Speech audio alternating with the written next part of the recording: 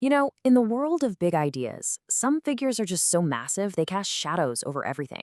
And today, we're stepping into the shadows of two absolute titans: Goethe's brilliant, restless scholar Faust and Nietzsche's wild mountain prophet Zarathustra.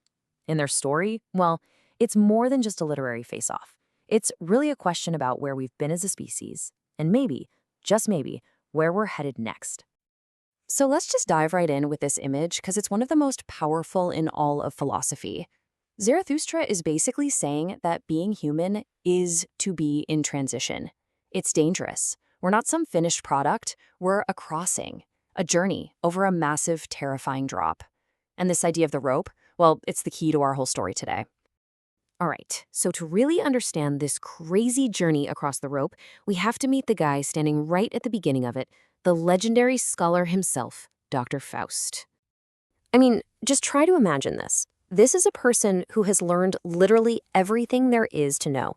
We're talking philosophy, medicine, law, theology, the whole shebang. He's hit the absolute limit of human knowledge, and instead of feeling fulfilled, what does he find? A deep, hollowing emptiness. He feels like a ghost in his own life, completely paralyzed, because he's run out of world to conquer with his mind. So what happens when you reach the end of everything? Well, this deep spiritual crisis, this hunger for something more, it pushes him to make the most famous deal in all of literature. But his bargain with the devil, Mephistopheles, it's not what you might think. And this is absolutely key. We're talking about Goethe's version here. See, Faust isn't asking for money or power or fame. He's making a bet against his own restless soul. He's searching for a single, perfect moment of pure contentment that would finally put an end to his constant, exhausting striving. These are the magic words.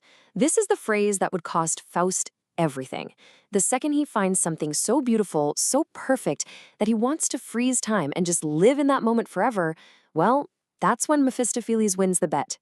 His entire quest is for a final destination, a place where he can finally rest. But here's the twist. After all this searching, Faust doesn't find his perfect destination. Instead, up on a mountain somewhere, he runs into someone new. Someone who isn't there to offer him a deal, but to completely shatter the very idea of his quest.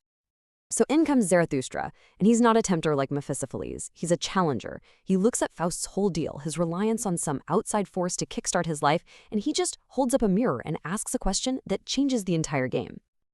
Wow. Okay, this is the idea of the eternal recurrence, and it is a bombshell.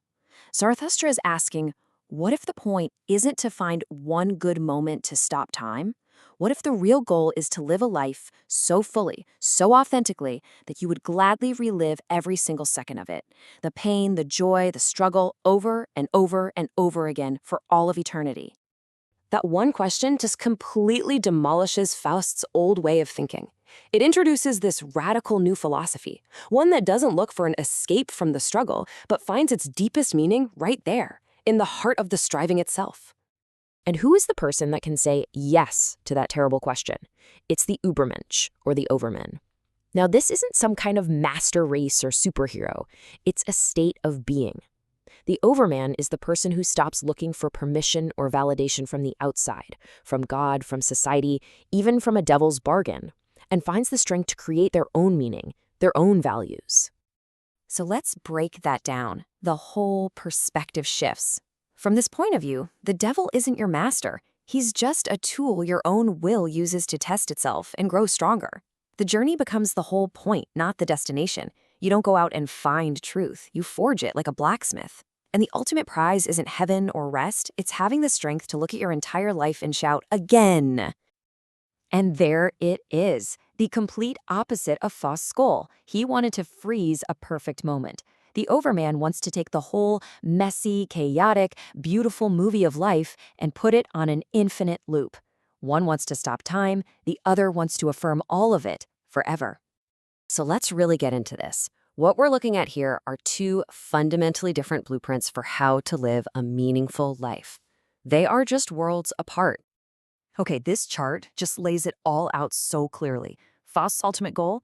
Redemption. Finding that one perfect moment of peace. Zarathustra's? Affirming this life. Right here, right now, forever. Faust needs an outside force, Mephistopheles, to get him moving. Zarathustra demands radical self-reliance. For Faust, truth is something out there to be discovered. For Zarathustra, it's something you create. You know, what's so brilliant about this is that Nietzsche never saw Faust as the enemy. Not at all. He saw him as a vital, necessary step. Faust is modern man, the one who's exhausted all the old answers and is desperately striving for something more. He is the bridge. The Übermensch, well, that's the one who has the courage to walk all the way across it and start building a new world on the other side.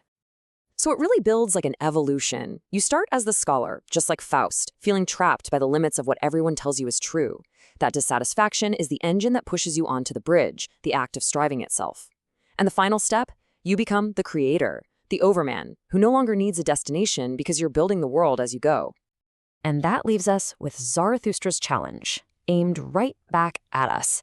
The ultimate test of a life well lived, in this view, isn't finding some perfect moment of peace you'd be willing to die for. It's creating a life filled with so much struggle and creation and joy that you would be strong enough to live for it again and again and again.